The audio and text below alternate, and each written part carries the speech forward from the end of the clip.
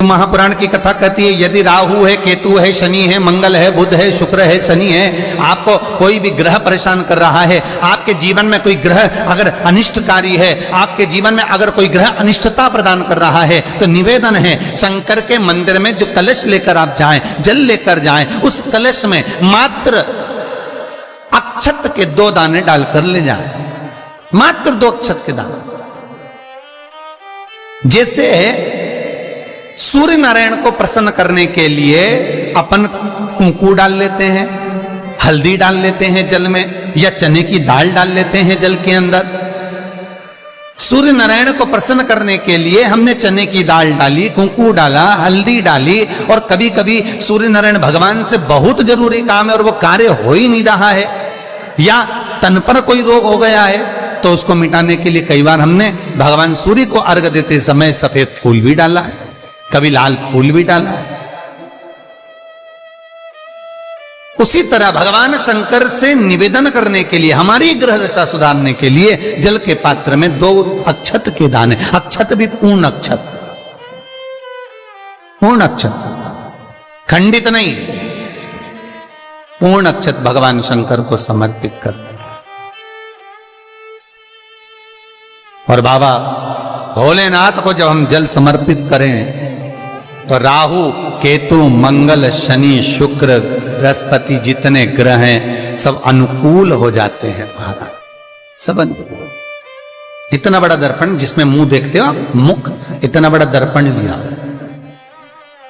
अच्छा, पहले के लोग जानते नहीं है, पहले जो घरों में, आजकल तो फैशन की बंदरवाल होती है, दरवाजे पे जो बंदरवाल लोग लगाते हैं, कहीं मोती की लगा रहे, कहीं काय की लगा रहे, परंतु पहले जो बंदरवाल होती थी उस बंदरवाल में अगर कई शहरों में जैसे काशी साइड में तो आज भी जो बंदरवाल मिलती है उत्तर प्रदेश में, और चलो तो गुजरात में, तो उसमें इतने बड़े बड़े कांच लगे रहते हैं, दर्पण।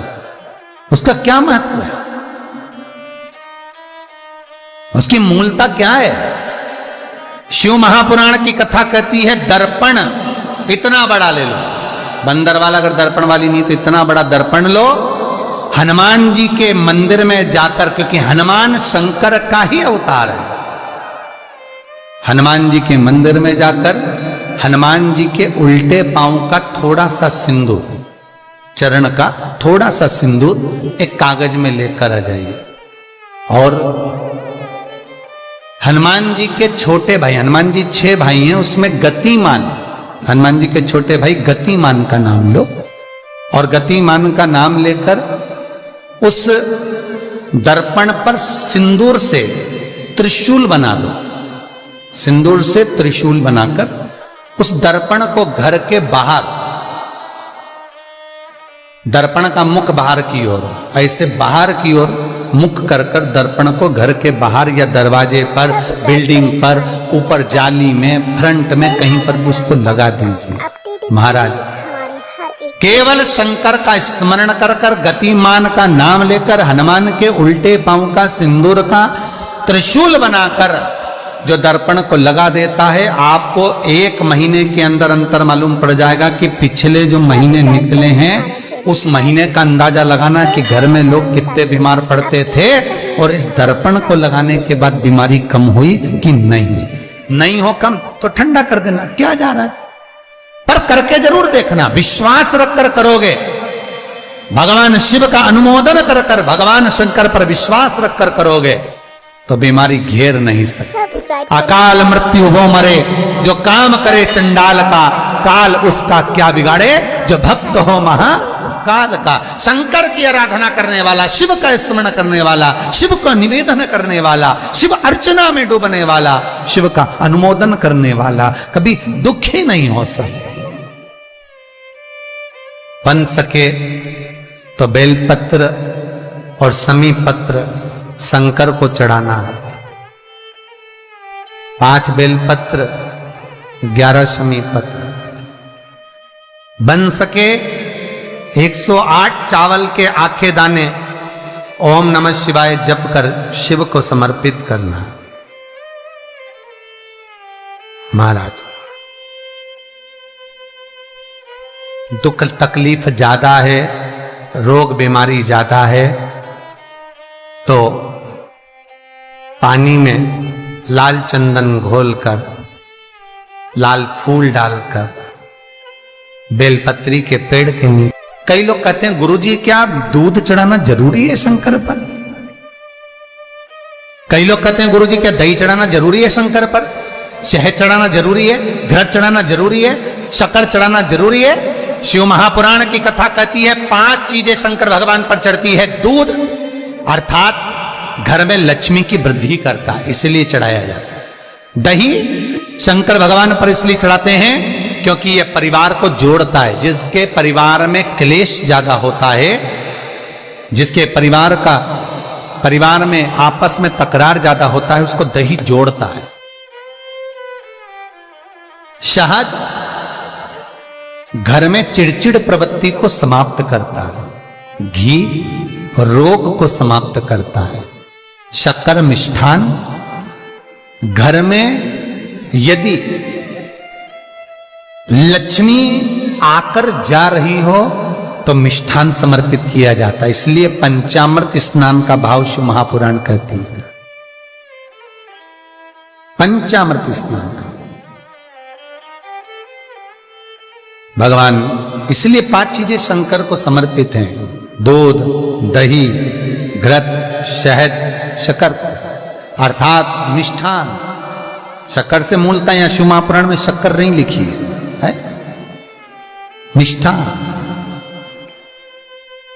अब लोग शक्कर पीस कर अभिषेक करते हैं, परंतु मिष्ठान अर्थात गाय के दूध से निर्मित कोई मिठाई, और उस मिठाई से भगवान शंकर का अभिषेक। अब लोग भले शक्कर रखने लगे शंकर जी के अभिषेक में, पर यहां शक्कर नहीं लिखा है, यहां मिष्ठान।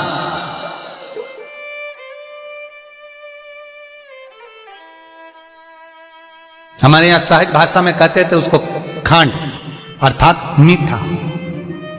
बाबू भगवान शंकर को समर्पित हो। वेद और शास्त्र कहते हैं कि भगवान का यदि कोई प्रसाद बनता है, जन्माष्टमी के समय पर आप भगवान के लिए पंजेरी बनाते हो, भगवान के लिए सुंदर हरीरा बनाते हो, लड्डू बनाते हो, तो भगवान के प्रसाद में गोंद नहीं डलती।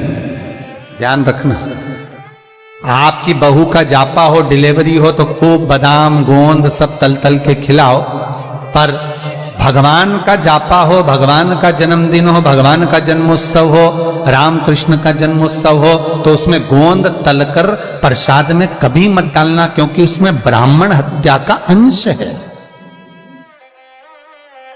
ब्राह्मण हत्या। और विद्वान जो ब्राह्मण होते हैं साहब, जिन्होंने शिव महापुराण की कथा या भागवत पुराण पढ़ी होती है, सुनी होती है, वो ब्राह्मण कभी भी, जो विद्वान ब्राह्मण होंगे वो कभी भी गोंद का लड्डू, गोंद तली हुई कभी नहीं खाएंगे। भले वो देसी घी में तले, कुछ भी तले, पर गोंद नहीं खाते, गोंद का लड्डू नहीं खाते। क्यों? क्योंकि इसमें ब्राह्मण हत्या का अंश है। प्रत्येक फोटो में लक्ष्मी विष्णु के साथ नहीं मिलेगी, प्रत्येक फोटो में लक्ष्मी गणेश और सरस्वती मिलेंगे। दीपावली पर पाना खरीद कर लाओ, दिवाली पर कागज खरीद कर लाओ, दिवाली पर फोटो खरीद कर लाइए, लक्ष्मी गणेश के साथ मिलेगी, लक्ष्मी सरस्वती के साथ मिलेगी, पर लक्ष्मी विष्णु के साथ नहीं। क्यों? किस लिए? भगवान विष्णु और लक्ष्मी का फोटो